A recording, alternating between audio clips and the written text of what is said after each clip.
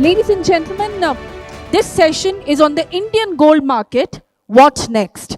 As we try and delve a little deeper into the forecasting of the Indian gold market, this session is being chaired by Mr. Mahendran K, the country head for precious metals Karur Vysya Bank Limited.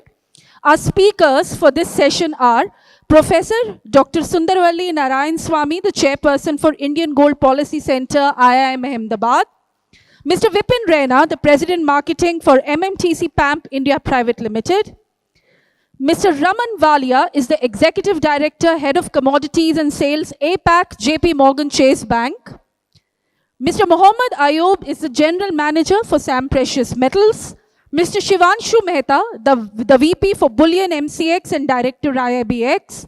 Mr. Harish Pawani, the Director for Peekay Intermark Limited. Mr. Surendra Mehta, the National Secretary for IBJA, Mr. Vikas Nagpal of ICICI Bank, and Mr. Chirag Thakkar, the Director for Amrapali Industries. Ladies and gentlemen, as I start this session, I would like to start giving a little bit of brief about each one of our people here on the stage, starting with Mr. Mahendran K, the Country Head for Precious Metals for Karur Vysya Bank, a seasoned professional with over 3 decades in the commodity sector, specializing in precious metals, minerals, and banking, with a distinguished career across leading PSUs, MNCs, and private banks. He has expertly managed diverse markets in India and internationally. His expertise spans marketing, risk management, compliance, and more. And let me tell you that under his aegis, notably Karur Vysya Bank has established a successful precious metals business desk within a bank, driving positive earnings from the start. Everyone, let's give a round of applause to our chairperson, Mr. Mahendran K. Joining him on the stage will be Professor Sundaravalli Narayanaswami, the chairperson of India Gold Policy Center, IIM Ahmedabad. And let me tell you, she holds a PhD in Industrial Engineering and Operations Research from IIT Mumbai, following a master's in Computer Science. Professor Narayanaswamy specializes in intelligent transportation systems, operations, research in public systems, and urban transportation. Her extensive research focuses on transportation operations and knowledge management. And as she joins us on the stage for this panel, a big warm welcome to her. Our next speaker on this panel will be Mr. Vipin, Raina, the President Marketing for MMTC PAMP India Private Limited, President of Bullion Sales and Trading, with over 2 decades of global experience across France, Germany, UK, and India, a seasoned expert in precious metals and trading.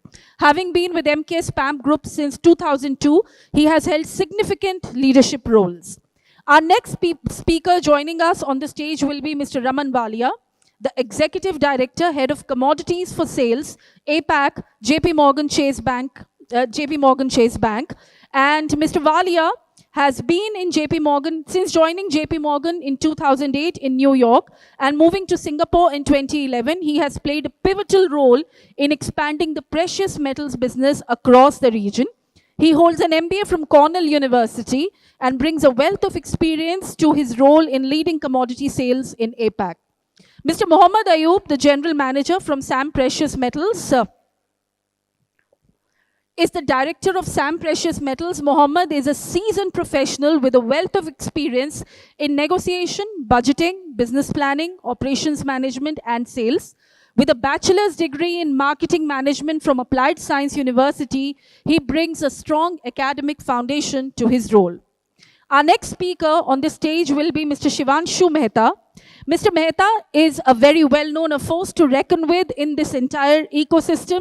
India's largest commodity exchange, MCX, where he leads the bullion derivatives market with over 21 years of experience in both physical and financial commodity markets. Mr. Mehta has been a key innovator, including the successful launch of the world's first deliverable 1-gram gold contract, the Gold Petal Futures, in 2019.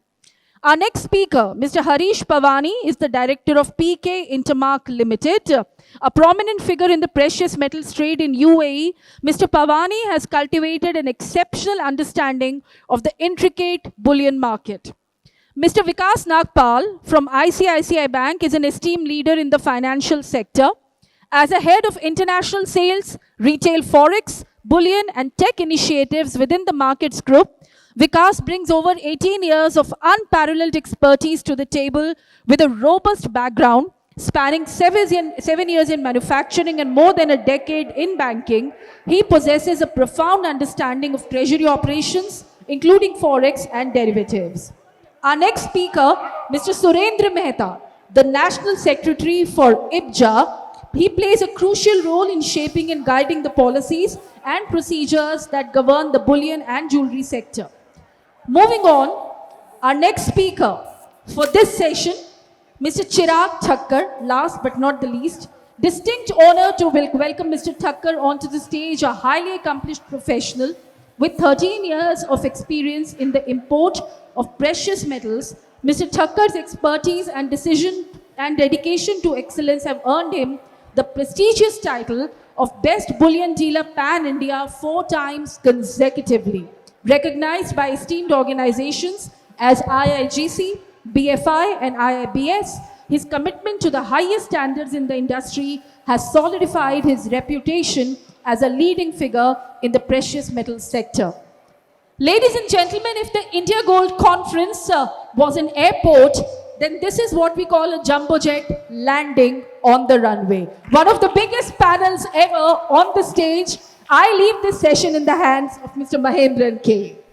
Thank you, Srivatsa, and congratulations. I've been a part of this conference for the past 21 years, and I'm very happy to see this enormous interest in this annual event. I think this is the 22nd event, right? Okay. So what I've seen in the last conferences, there are two things which has been very commonly which we hear. The first thing is we talk about India being the second largest consumer in the world. Another thing which we always hear about is almost about 25 tons of gold is lying in Indian households. I think that's been stagnated for many years. It should be much more than that. The question is, where do we go from here? And what next is the theme for today's discussion. I'm very overwhelmed by the participation of this eminent personalities from this industry to this round conference. I do fear that there must be some paucity of time because of so many thoughts which is going to come out, and I hope we finish it within the limited time frame. Distinguished guests, fellow panelists, ladies and gentlemen, good evening and welcome to Bangalore, Nama Bengaluru, that's my city. The topic for today's discussion is India gold market, what next? I just have a few slides to have the speaker's influence in deliberating the topic. Surely I know that there's going to be a lot of interest to know how we can shape things forward. This is the statement which was made by the Honorable Prime Minister. He said, I think in one of the functions a few months back or a few years back, India's identity should not be limited to just a big bullion market, but it should be recognized as a market maker. This is the most recent statement which was made by the Honorable Commerce Minister. He said India is a potential superpower and would not rush into closing free trade agreements unless these are on our own terms. And the most interesting thing which happened now was this. Customs duty on gold and silver have been reduced to enhance domestic value addition.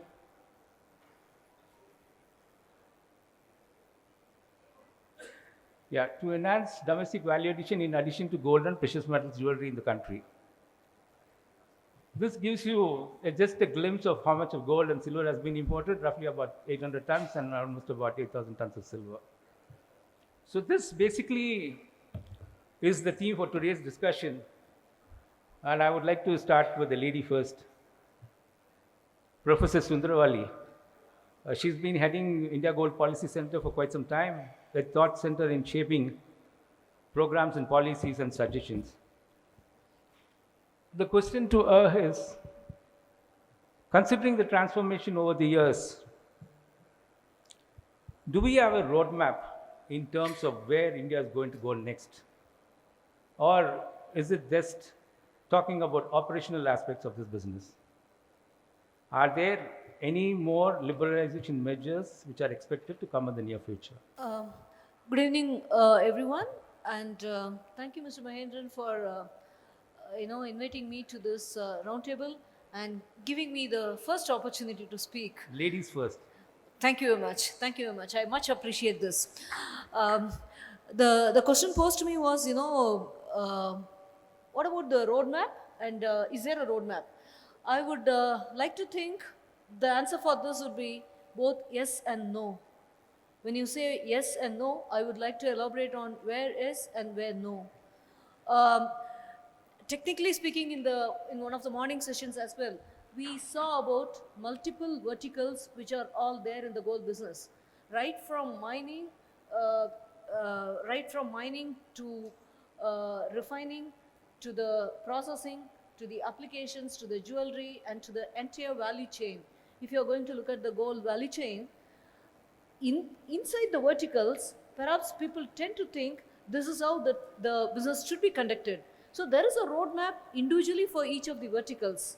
But across the verticals, is there so that way I would like to think each traders over here, or each jeweler over here, or any of the miners over there, or refiners over there, they must be having something, what is right for the industry. They definitely know this. They definitely know this. And they definitely know what is good for the industry. They definitely know this. So in that sense, there is a roadmap, perhaps which is structured, or which is explicitly mentioned. I do not know about that, but there is a roadmap, at least individuals in each vertical's head. Where it is not there, the synergy between the multiple elements, I think that is where where it doesn't exist. And in this context, I would like to bring in one more thing. Inside the verticals, if I'm going to look at a trader, or if I'm going to look at a refiner, in every vertical that we see, there are both small and big players. Are we being inclusive? Are we bringing in both the small as well as the large players into the stream? And that is a little bit lacking in my view. So when we are talking about industry being big, you keep talking about, for example, you showed the pictures of our honorable Prime Minister, our honorable Finance Minister, and honorable Minister of Commerce. So when you look at them, how do you make an impact with the ministry? How do you make an impact? Unless otherwise that consolidation happens, that ministry impact is going to be a little difficult. So this would be my view. And so there is a vertical consolidation as well as a horizontal consolidation. That part is somewhat missing there, and I think we are all at it.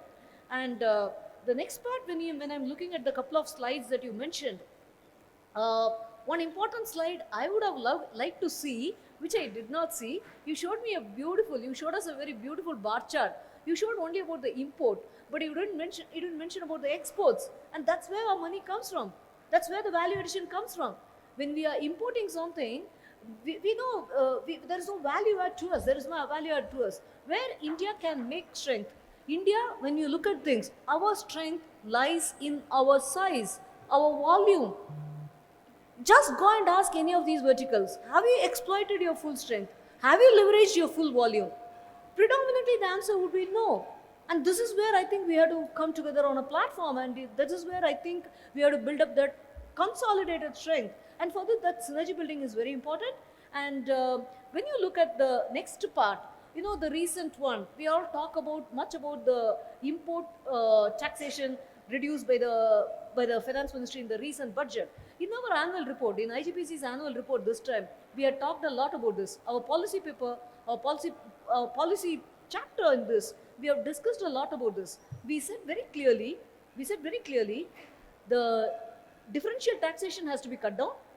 Import taxation has to be cut down. And the second thing, if we want to address as a minister, as a government, what is their concern? What are they bothered about? The one thing they keep on talking about is, CAD, annual deficit. If I have to look at the annual deficit, the one and only way, sustainable way for us to manage this deficit should be, our export value should be more than the import.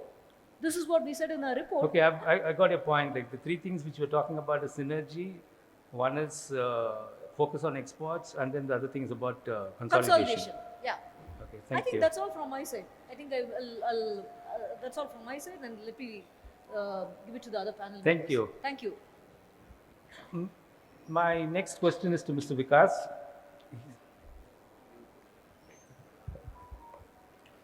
He's been in this industry for quite some time. And just to give a background, I think we have almost about 16 banks authorized by RBI to import gold into India. We've been doing that for quite a long time. Just facilitating the flow of gold into India. And it's going on for many years.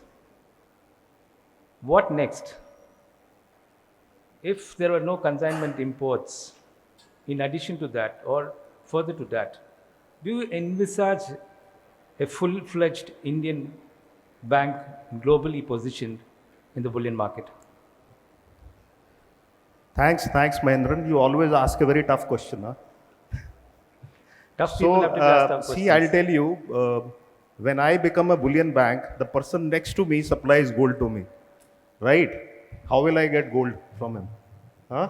So I'll answer this in two parts actually.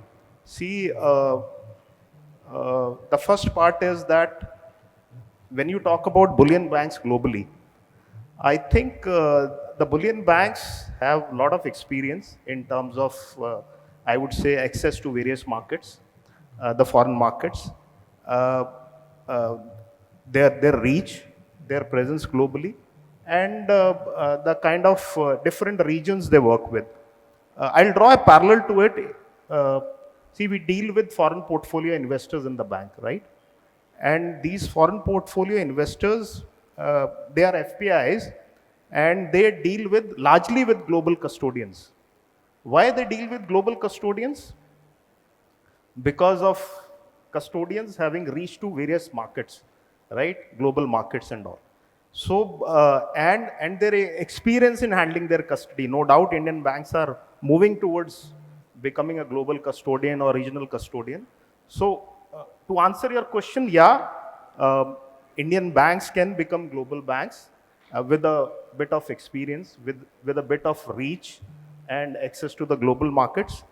That is one part to it. But the most important part is, which is important, is the enablement from a regulatory perspective. Like if you talk about India, we are, as a bullion bank, as of today, we are handling only consignment, right, in India. Whatever you say, because of regulatory enablements, regulatory reasons and all. Whereas you talk about global bank, what all they do, the bullion banks, they do about unallocated accounts, they do about two-way quotes to the local market to buy and sell. They do OTC hedges, access to exchanges, and so on and so forth. I think those regulatory enablements are required first for an Indian bank to become a global bank. And then, of course, I think Indian bank there is a lot of expertise, a lot of capability in India, and they can endeavor and attempt to become a global bank. I hope I answer your question. Yeah, thank you. It's good to hear that slogan, yes, we can. Raman, surely I'm not trying to build competition for you. You will definitely agree with so much of business around this, enough space for all of us to be a part into this. I totally agree. What I would want to know from you is that we have seen global banks adapting to the Indian environment, and the focus is on a one-way channel. That's a flow into India. We are to be a market maker. How can global banks partner in channelizing this two-way flow? Good evening, everyone. Thank you, Mahendran, for the invitation, and it's a privilege to be on this esteemed panel. So you've asked an interesting question. So before I answer that, but let me just tell my neighbor here, Vikas, that definitely from a bullion bank or perspective of JP Morgan, we have been supplying this market for a long time. And I have seen examples where in many countries, the banks have developed more from a distribution to a full-fledged running the bullion for that country. The examples are in China. So you don't go global right away, but you can do a lot more other than, serving this market and do a lot more things and products when it comes to the India market. Now to the question you asked, which is an interesting one. So I think the first thing there is the one-way channel, which is right now gold coming into this consumption market. That has to work consistently. What I mean by that is, right now, it has been for last year or so, one short-term thing to another short-term thing. So hopefully the 23rd July, the custom duty piece helps in defining and having a consistency on that one side. Now, as far as the export or the two-way flow, I would say in my personal view, that is a bit of a long walk. Because for that to work, you have to have a regulatory and taxation framework which leads to legitimate export out of country. So you have to look at developed markets, be it UK, be it Hong Kong, be it Singapore, where it's buying, selling, sending gold out is not a problem. It is very well defined. So there has to be work done on that. But once that work, let's say it's an aspirational ask, but once you have that defined, you know exactly how that works, then from a global bullion bank perspective, there are direct and indirect ways that you can help that two-way flow. For example, if it's allowed for an LBMA refiner to export good delivery large bars, the bullion banks can buy that, take it into their vaults in London. If they are allowed to make 995 and export, again, or if they can make 49, that also works. But that has to be in place for a bank, global bank, to come and help on that side of things. The other thing are indirects. For example, in China, there is a concept of tolling. The large bar goes in, kilobars comes out. But again, you'll need that framework to be in place for that to work.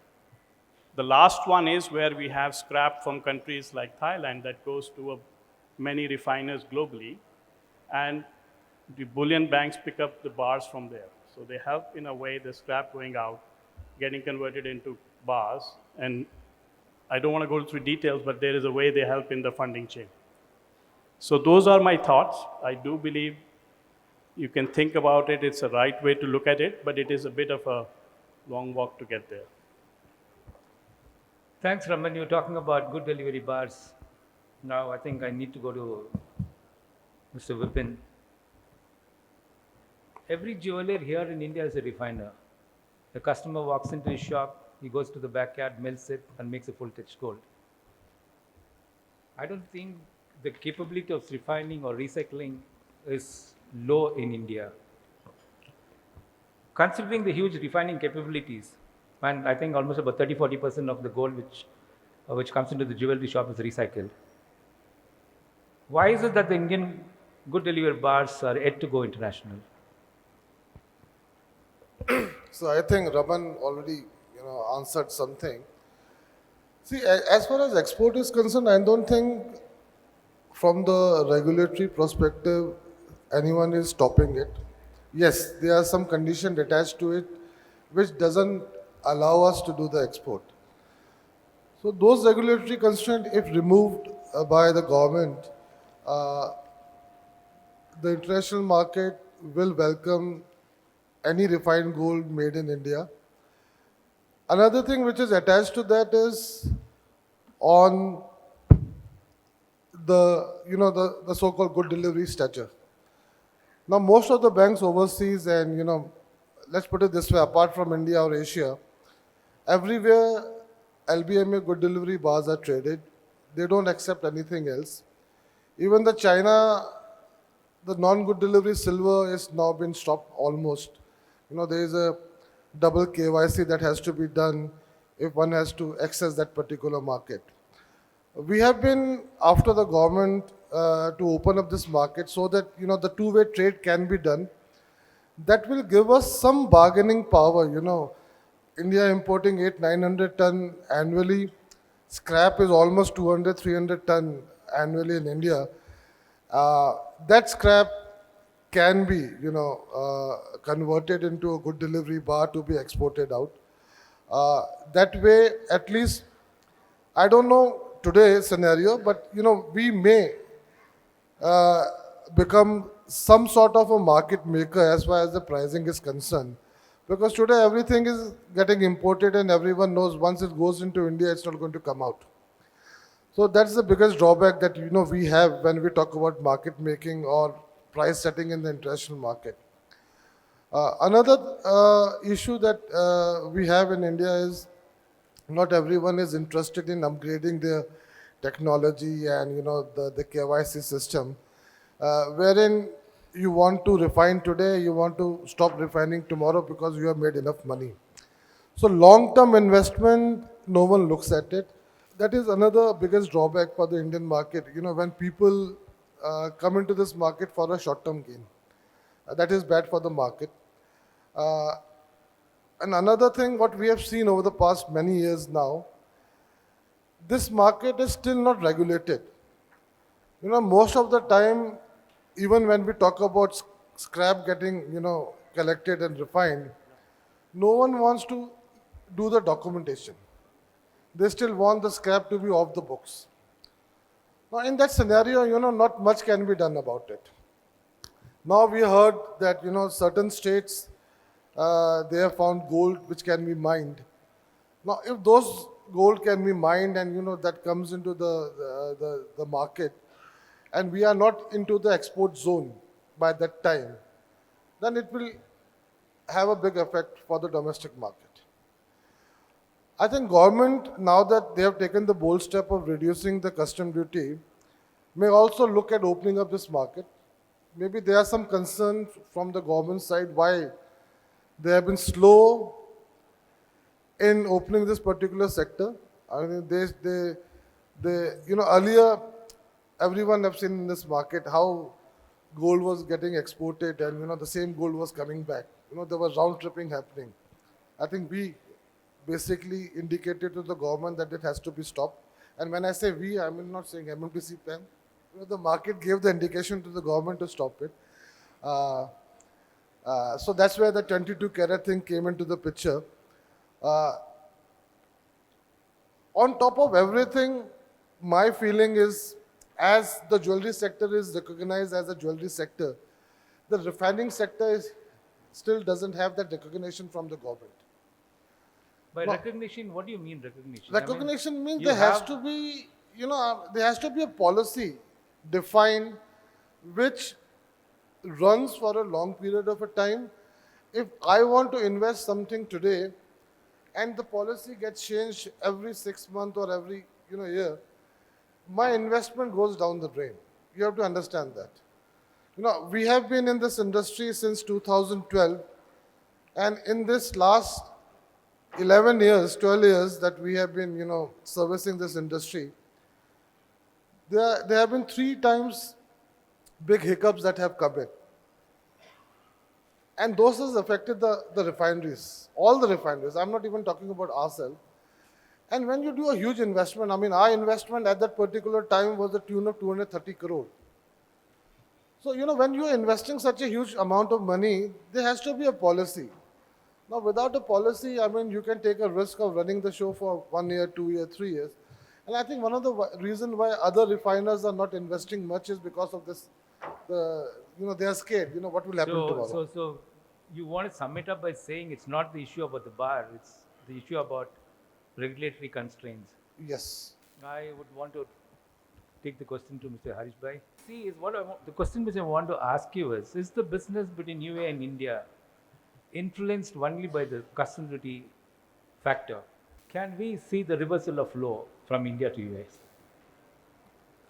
Good evening, everybody, and thanks for invitation to be among these prominent people in the industry. Before I answer your question, I'm going to delve into the 2 speakers who have go into their territory, and I hope you don't mind. First to Professor Sundaravalli, or what you made comment. I have been making that comment ever since about the import only. So if you look at all the reports, they will only show India as an import. India import 1,000 tons, and every publication which has done that, and I asked them why. He said the figure looks good, 800 tons, 1,000, and everybody goes gung ho over.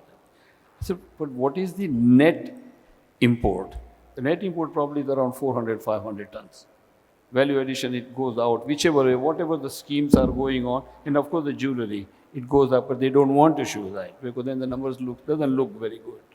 So I do agree with you on that point, but I have been making this point for a longest period of time.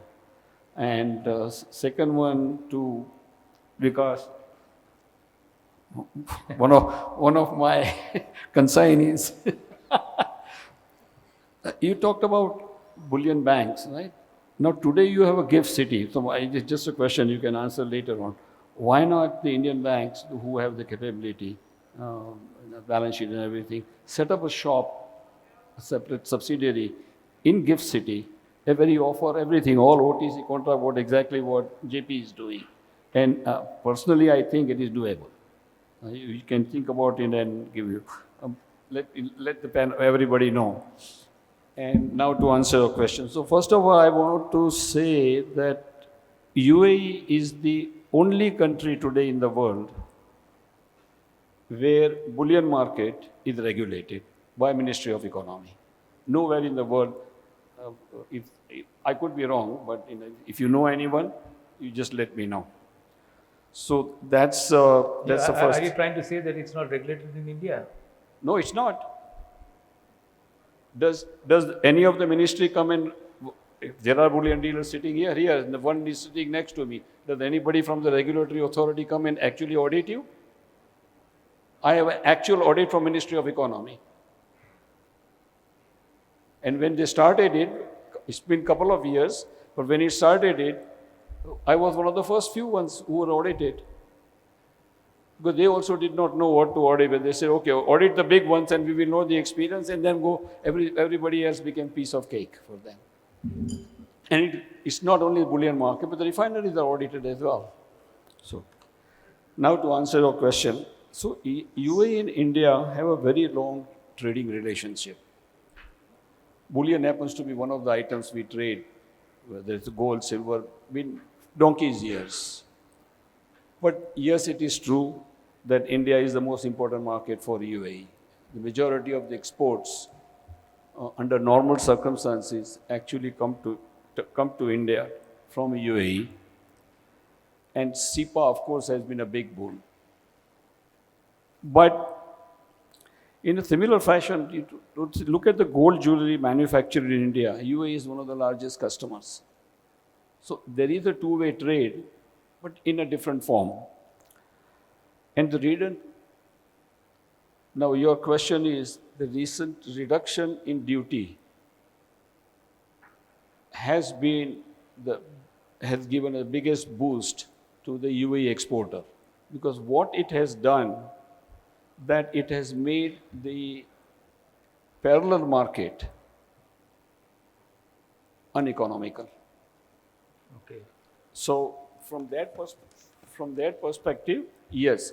Now, as long as government does not, because the exchequer has a deficit, of 9%. So if they decide to take it from a different angle and raise the GST and we go back to the same original where we were, then of course we will be back to square one.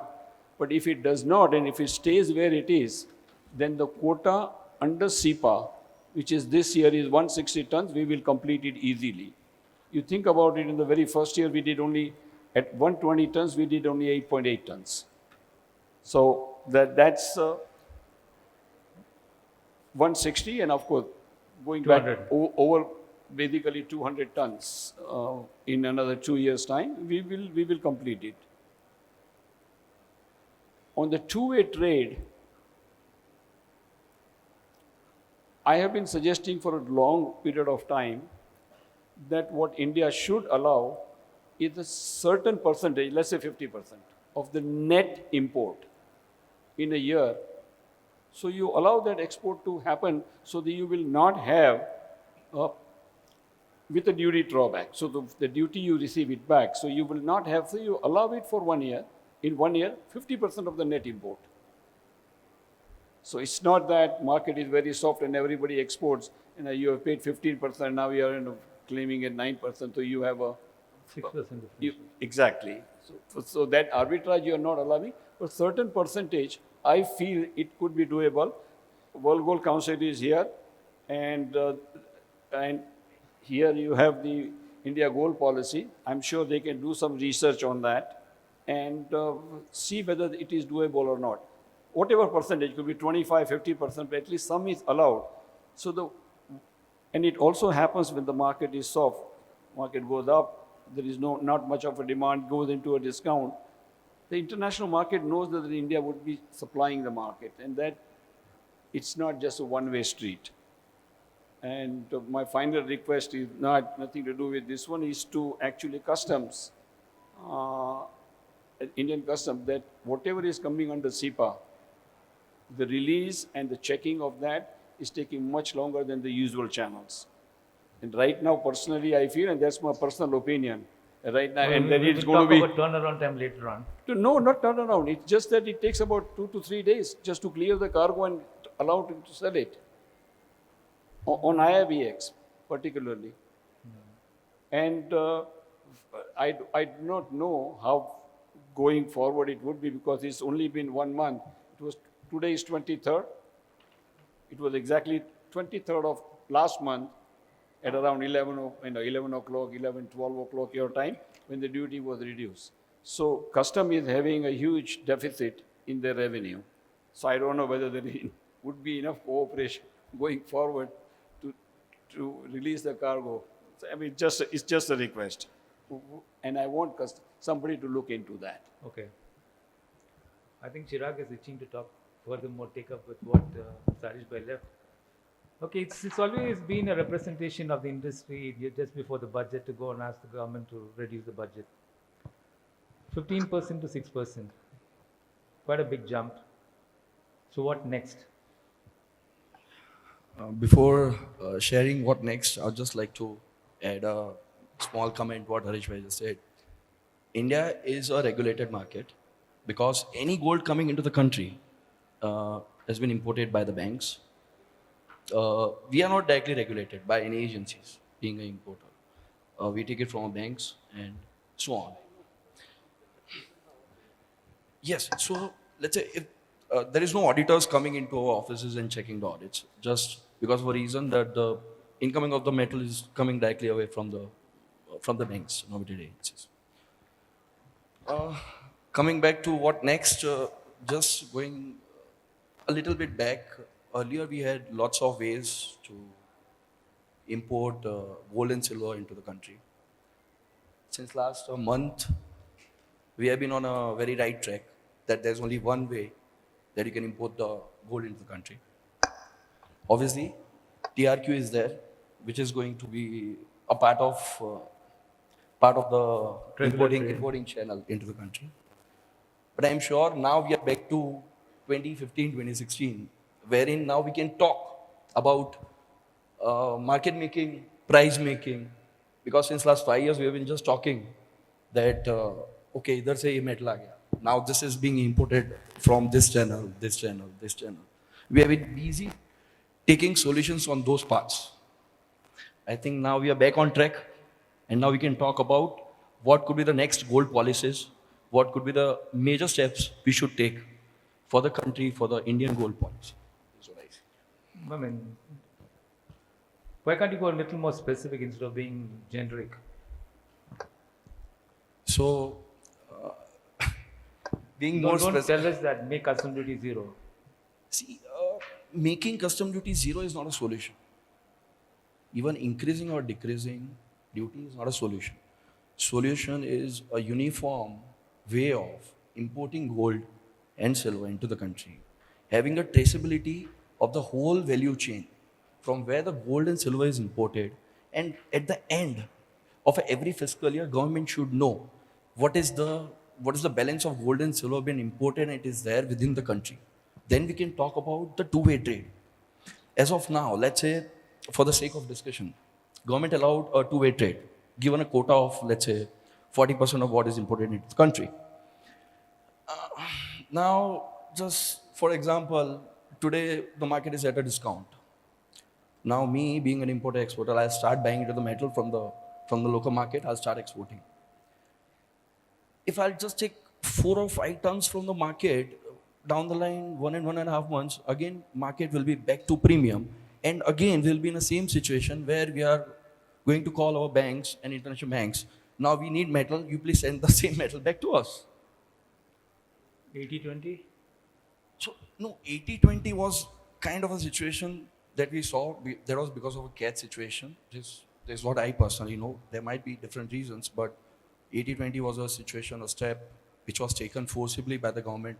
At the same time, post 80-20, there was a DP system. DP system came in wherein for a month you were supposed to pay the via the money first, then the metal was coming into the country. But coming back to the two-way trade, I still think there is still a lot of thing to do wherein we can talk about a matured two-way trade. We are a consumer. India is a consumer. We have a biggest refinery into the country, but we are not a manufacturer of, we don't have such huge infrastructures of the refineries into the country wherein we can import raw material into the country and export it to, and we can cater, being an exporter, and we can cater to a consumer country. We ourselves are consumers. So I think for a two-way trade, we still need to do a lot of things. That's what my opinion is. I think Mr. Ayyob will be very happy with the last comment which you made. So, one of the largest refineries in UAE, and with SEPA, there's been a major shift from the Eurozone to the UAE corridor. And that primarily is basically because of SEPA or some concessional duties which has been given. What happens if it's not there? Good evening, everyone. Mahendran, thank you very much for having me here among the esteemed panel. No doubt, SEPA has been one of the best relationship between India and trade relationship between India and UAE. It will continue to do a great job, definitely. Before the SEPA, India used to be also the main destination of the UAE. So the metal has been always going to India as the main destination for the UAE. With the recent reduction in the duty, I think this is brilliant on the gold side. It will continue, no doubt, to do a great job. And this is, I would like to combine the comments of Harish Bhai when he was talking about the regulated market. Yes, I would like to emphasize on the regulations and the bullion market regulated in the UAE. And this is an invitation actually for all the international bullion banks to come and start participating into this. The future, all of us can see the future of the gold business going to India on the SEPA agreement. This is one of the most brilliant trade relationships. On the other hand, because of some changes also in the regulations, this has stopped some other commodities such as silver, for example. And I would like to comment on my colleague's speech a while ago.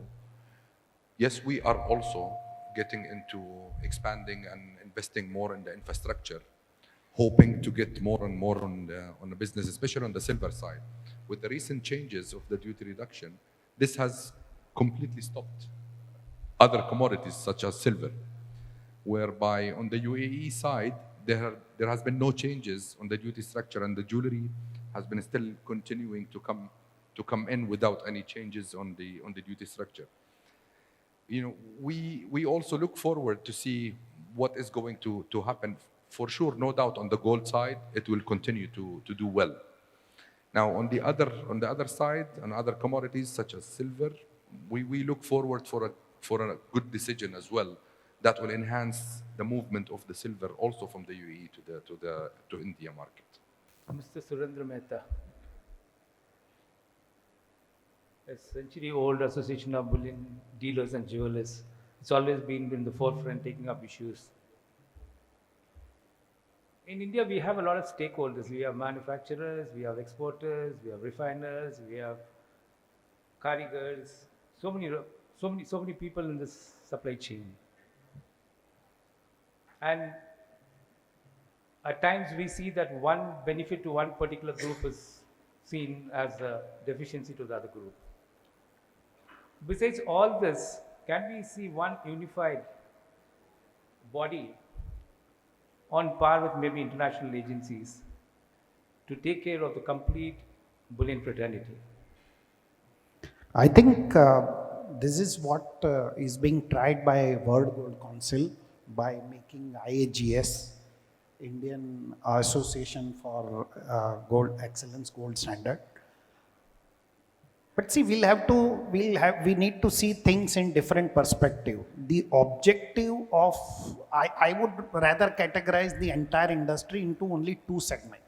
One is bullion, another is jewelry. The objective of both the bullion dealers and jewelers are different. The bullion dealer does not need marketing. He knows that 750 tons of gold will be sold across India, so he does not need marketing. And there is a uniform product being sold across the country. Bullion means it is only bullion, yellow color. Some may be 999, some may be 995. Some of the bullion dealer may also be selling say 994.8 or whatever it is. But eventually everybody is selling only bullion. As far as jewelry is concerned, they need to have innovative ideas. They need to make money only out of value addition. There is no other method for them for making money. So the objective of both these entities are different. Bullion dealers are also interested only in investors, as well as they know that jewelers are going to buy or consumers are going to buy a bullion at the end. Jewelers are never looking for investors. Jewelers only look for consumers. So the objective here also is different. Third and most important, how many bullion dealers we have in India? Like take for example this entire conference. The best of the best bullion dealers are here. How many delegates we got? 550? So maybe there may be say another 5,000 bullion dealers. Say 5,000 bullion dealers across the country. How many jewelers we have? 2 lakh. So it is disproportionate. So you are trying to balance 5,000 voice with 2 lakhs voice. It will be impossible. You cannot have a uniform, I would say uniform policy or uniform opinion or a singular opinion with both this. And I am facing this a lot because we are considered as bullion body and we try to venture into jewelry and we get kickbacks on our ass every time we try to venture there. So the bullion dealers works on the margin, which everyone knows what is the margin. Refiners have margin, then your SEPA has margin. When you purchase from IIBX, you have a margin. But for jeweler, the margins are different. Now, some of them are manufacturers, they are working on wafer thin margin of 0.10%, 0.2%, 0.5%. There are retailers who are working on margin of 20%. There are retailers who are working on margin of only 2% or 3%. So it is impossible to have a uniform opinion or a unified body for bullion dealer and jewelers. In my opinion, this is not possible. So I think that leaves us with Shivanshu. I would ask him a very simple question. I think it would take time to answer. The question is, where do you see our exchanges to be on par with international exchanges? Yeah, thanks, Mahendran. I think I have the luxury of seeing the clock and I'll take my time accordingly because I'm the last speaker. So, well, I think it's not so much about meeting external exchanges in terms of what, in fact. You see, MCX started its journey in 2003 and wherein the situation was that there was no single price available in the country to hedge. There was no organized platform to hedge as such. Today, we like to feel that we've served the Indian markets, the bullion and jewelry markets with a domestic price benchmark. And when we started with plain vanilla futures and we added various denominations as we grew along. Then came the advent of options, which has indeed seen an exponential acceptance in this current year. In about 7 years of their existence, we are seeing tremendous scalability, acceptance by jewelers, and more importantly, use by jewelers as they should be used. Today, options have grown about 22-fold since their launch.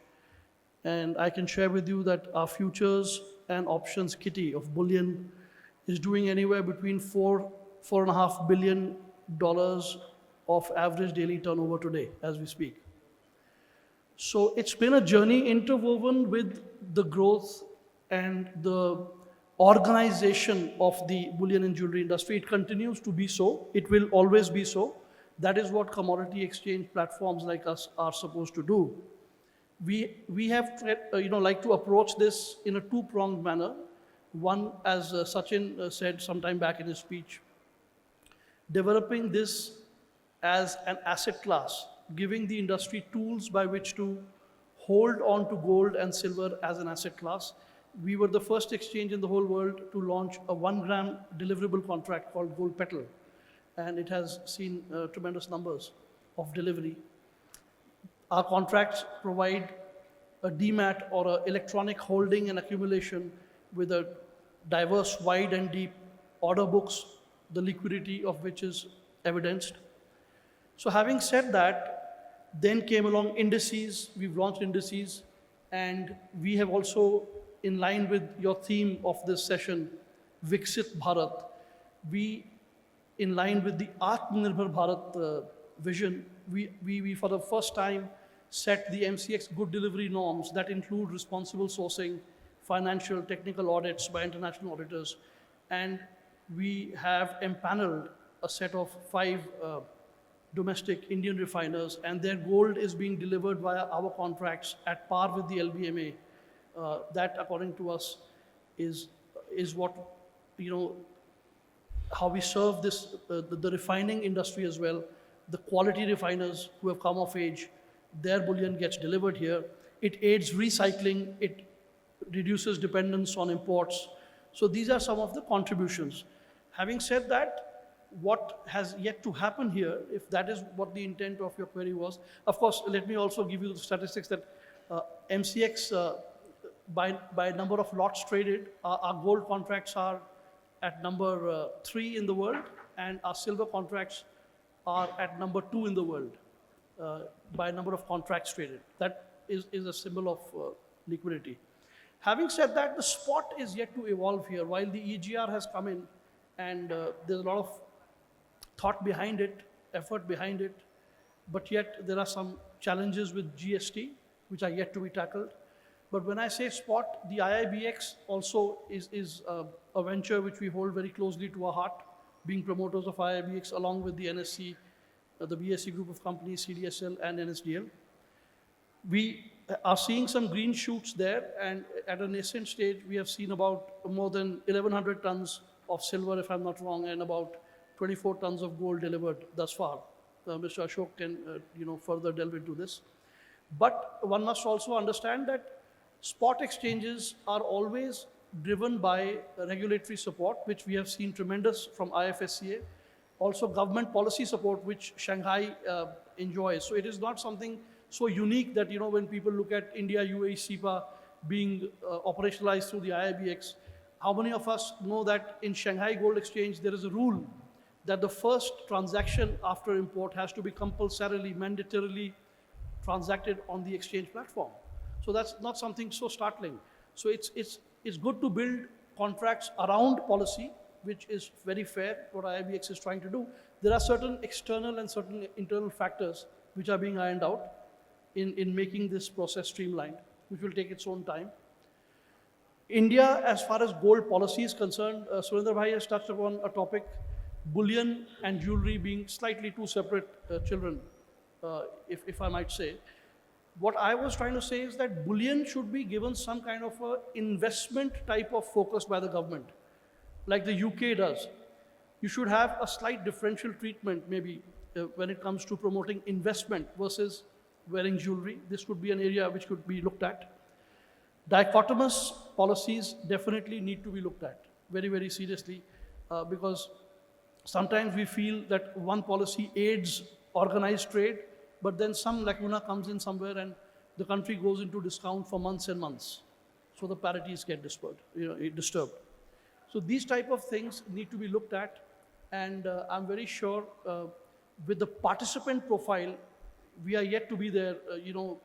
Banks are yet to be permitted to trade on the commodity exchanges in India. Banks, by their very nature of being where they are in the import chain, I think once they directly start participating, as in, in the Indian side of things, things would be much, much more diverse, and two-way liquidity would set in. And a point made by Mr. Vipin also and others about, another way to monetize the gold which is lying in the Indian households is also to recycle it, convert it back into bullion, and why not export it is another Okay, way. Shivanshu. Yeah, I am concluding. Don't worry, I'm looking at that watch. No, that's a little slow. Anyway, So- the point so- which I wanted so- to make so- to you, Shivanshu, is that So in conclusion, what I will Okay. say is that this industry itself is going through a process of galvanization, getting organized, and we are happy to be part of that journey and contribute to that. Thanks. Thank you, I got a point. There was one interesting thing which, some of the panelists who referred to was talking about jewelry. That's an important sector in this whole this business. I think there's one chair which has been waiting to be occupied by Mr. Rasher. I think I'll have the privilege of asking him to come over and say a few words. There's a reason behind it. Basically, we talked about jewelry exports, we talked about things which is going out, and it's actually what makes us all Indians be very happy and take pride is a lot of jewelers from India, be it Malabar, be it Tanishq, be it Joy, they are gone overseas. Yeah, they've gone overseas and rubbing shoulders with such iconic brands overseas. I don't think we would have heard or thought about people standing in the queue overseas trying to buy jewelry, and that's the kind of things which is happening in the jewelry market. So what I wanted to ask Mr. Asher is that what next for the jewelry industry? In terms of our international presence, in terms of the need for going international, because I think that's a huge market in India as it is.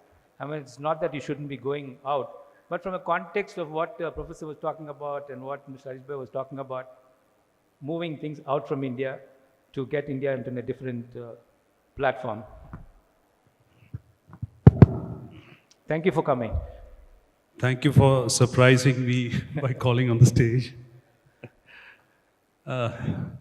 First of all, very happy to be here.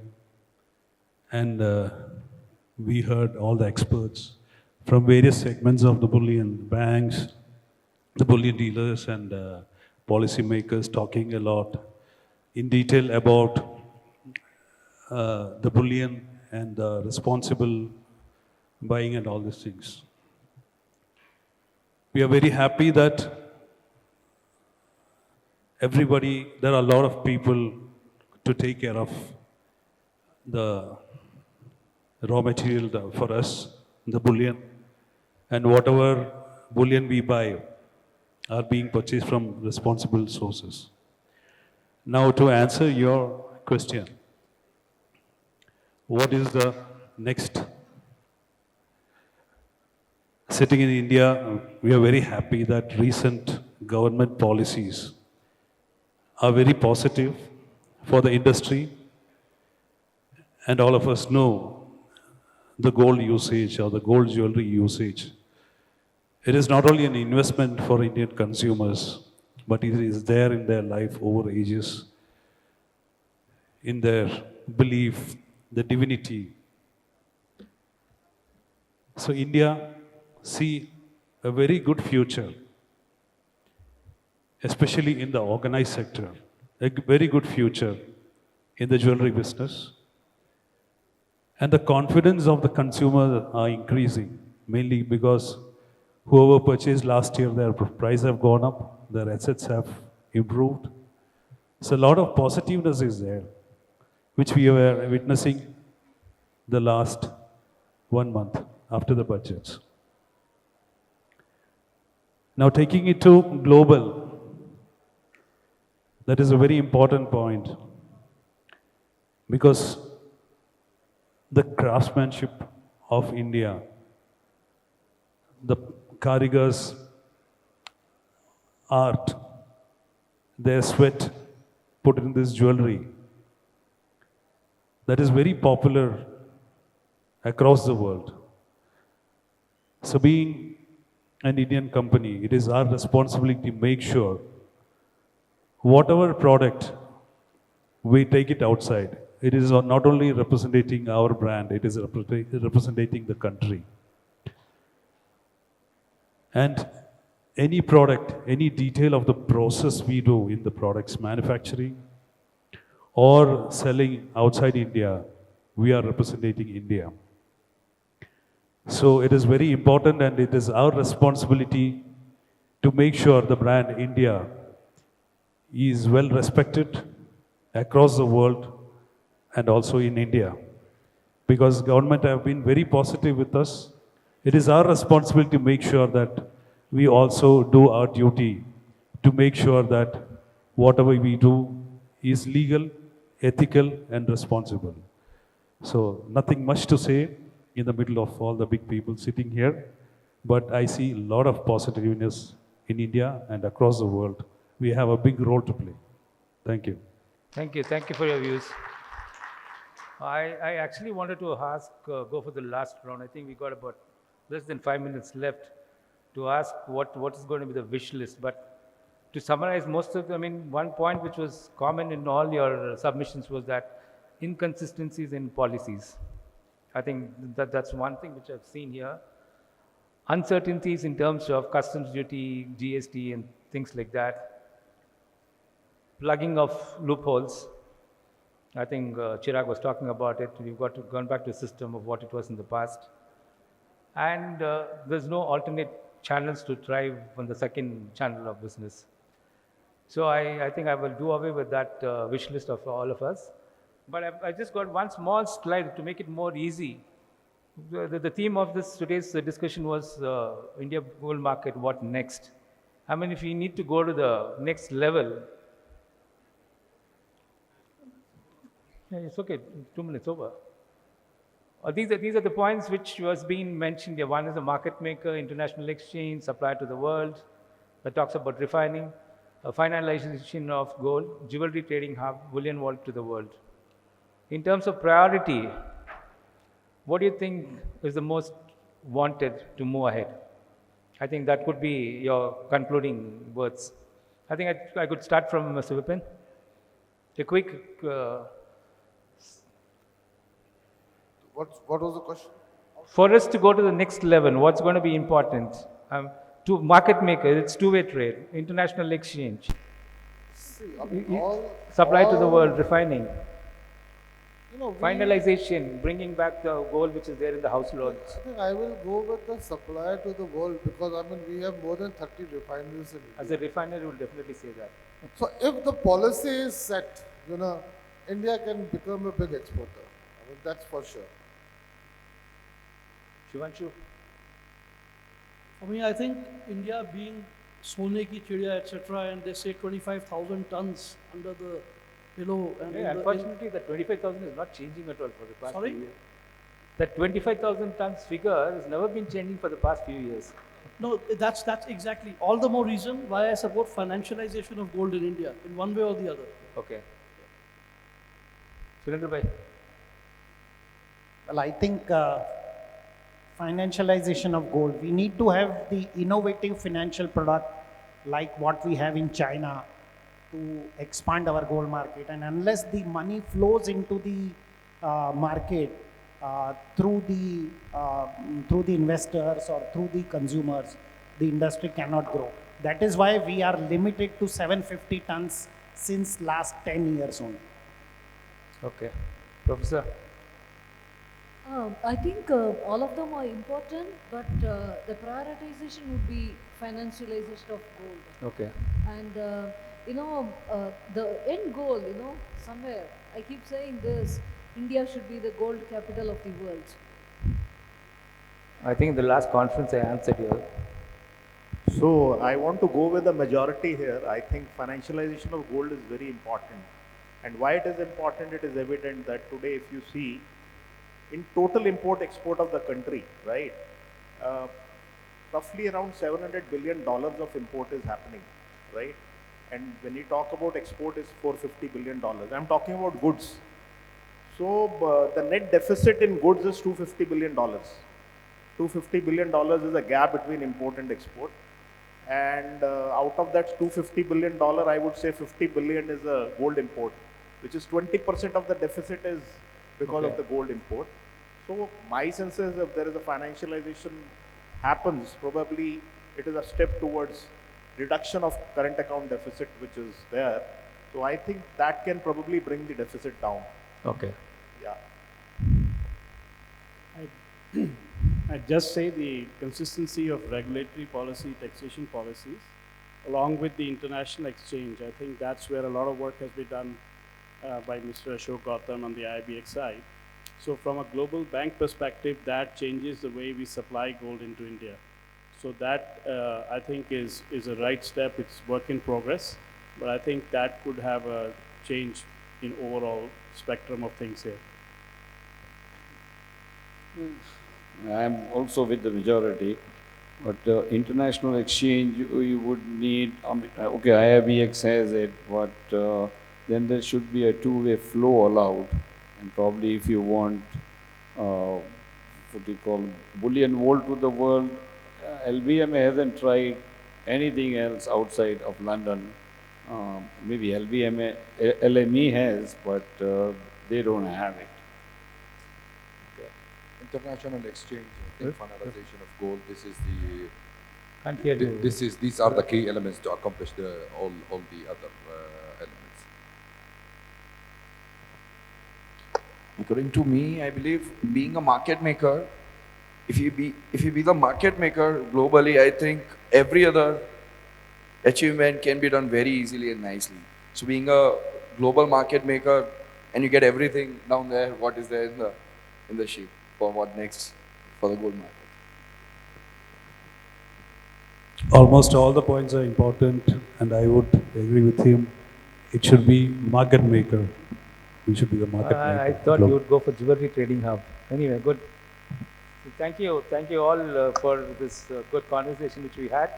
I think to sum it up, we're talking about policy consistency. I think maybe as a body, I think Surendra Mehta, the rest of the team, all of them should be taking it up with the government. We have a professor also, some point of it, some working body which can take up all these things instead of having this coming up on an annual basis without any consistency in taking things up with the government. Thank you all. Thank you very much.